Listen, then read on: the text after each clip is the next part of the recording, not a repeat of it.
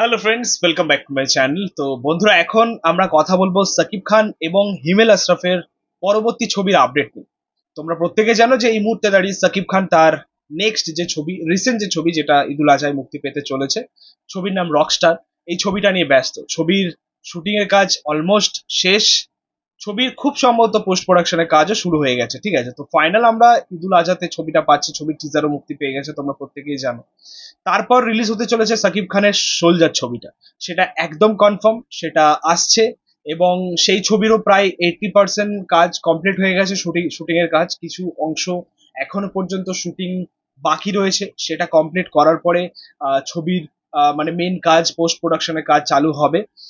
দেন আমরা ছবিটা পাবো। কিন্তু ছবিটা ঈদুল ফেতরে মুক্তি পাবে, মানে 2027 ঈদুল ফেতরে মুক্তি পাবে কিনা সেটা নিয়ে একটা সন্দেহ রয়েছে। ছবিটা কিন্তু যতদূর মনে হচ্ছে যে নন ফেস্টিভ্যাল রিলিজই হবে আর কি। ঠিক আছে, মানে নর্মালি ডিসেম্বরের মধ্যেই হয়তো ছবিটা আমরা পেয়ে যাব, আশা করা যাচ্ছে। ঠিক আছে, মানে আপডেট অনুযায়ী। এবার দেখা যাক। কিন্তু তারপর যে ছবিটা আসার কথা সাকিব খানের, সাকিব খান এবং হিমেল আশরাফ, নাকি সাকিব খান এবং আমাদের মেহেদী হাসান হৃদয়, নাকি সাকিব খান এবং রায়হান রফি, নাকি সাকিব খান এবং অনন্য মামুন, কার কাজ বা কাদের কাজ আমরা সবার আগে পাবো? দেখো, এদের সাথে সাকিব খানের কাজ তো হচ্ছে, আপডেট তো আমাদের কাছে আছে।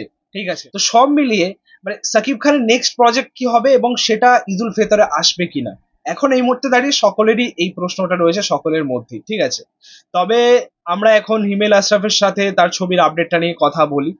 সেটা কবে আসে সেটার পরের কথা। ঈদুল ফেতরে আসবে নাকি পরের ঈদে আসবে, সেটা 2027 কোন সময় আসবে সেটা পরের কথা।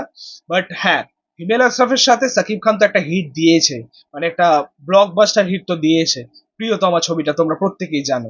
সো তারা আবার কামব্যাক করছে, তারা নতুন ছবি নিয়ে আসছে। তবে এই মুহূর্তে দাঁড়িয়ে যেটা এক্সক্লুসিভ আপডেট, সাকিব খান প্রথমবার একজন পাকিস্তানি নায়িকার সাথে, প্রথমবার বাংলাদেশি ছবিতে একজন পাকিস্তানি নায়িকা থাকতে চলেছেন, যার নাম হচ্ছে হানিয়া আমির। তিনি এর আগে বোধহয় সিরিয়ালেও কাজ করেছেন, বেশ কিছু সিনেমাতেও কাজ করেছেন, পাকিস্তানি অ্যাক্টর। তো তার সাথে প্রথমবার সাকিব খান জুটি বাঁধতে চলেছেন। সো এই আপডেটটা কিন্তু অনেক আগে থেকেই আসছে আমাদের সামনে। ঠিক আছে, যে একটা প্রজেক্ট হবে, সেখানে পাকিস্তানি একজন অ্যাক্ট্রেসকে নেওয়া হবে বা নায়িকাকে নেওয়া হবে হামিয়া আমির নামে। এটা অনেক দিন ধরে এই আপডেটটা পাচ্ছি। বাট এই মুহূর্তে দাঁড়িয়ে এটা বলতে পারো, অলমোস্ট কনফার্ম বলতে পারো যে তাকেই আমরা নায়িকার চরিত্রে পাবো এবং একটা নতুন জুটি। দেখো, সাকিব খান প্রিয়তমার পরে একটা সময় ছিল সাকিব খান কিন্তু একটা নায়িকাকে ঘিরে অনেক কটা ছবি করেই যেত কন্টিনিউয়াসলি। অপু বিশ্বাস, তারপরে আমাদের বুবলি, মাঝখানে অনেক নায়িকা একের পর এক কাজ করে গেছেন। এই মুহূর্তে মানে প্রিয়তমার পর থেকে একটা বিরাট পরিবর্তন দেখতে পেলাম। নতুন নতুনদেরকে ইন্ট্রোডিউস করা, লঞ্চ করা বাংলাদেশ সিনেমা ইন্ডাস্ট্রিতে, এটা আমরা দেখেছি। প্রথমত প্রিয়তমার মাধ্যমে ইদিকা পালকে নিয়ে আসলো। তারপরে আমরা প্রিন্সে জ্যোতির্ময়ী কুন্ডুকে পেলাম, সাবিলা নূরকে নিয়ে কাজ করেছেন, এবং আগামী তিনি হানিয়া আমিরকে নিয়েও কাজ করছেন।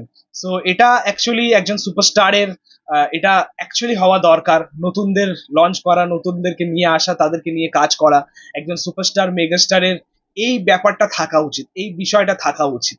তবে ইন্ডাস্ট্রিটা বড় হবে, তবে ইন্ডাস্ট্রিটা ভালো কাজের দিকে এগোবে। ঠিক আছে, সো এই মুহূর্তে দাঁড়িয়ে এটাই ছিল আপডেট, যে প্রথমবার আমরা সাকিব খান এবং হানিয়া আমিরকে জুটিতে পাচ্ছি, ফ্রেশ জুটি পাচ্ছি বাংলাদেশ সিনেমায়, নতুন সিনেমায়।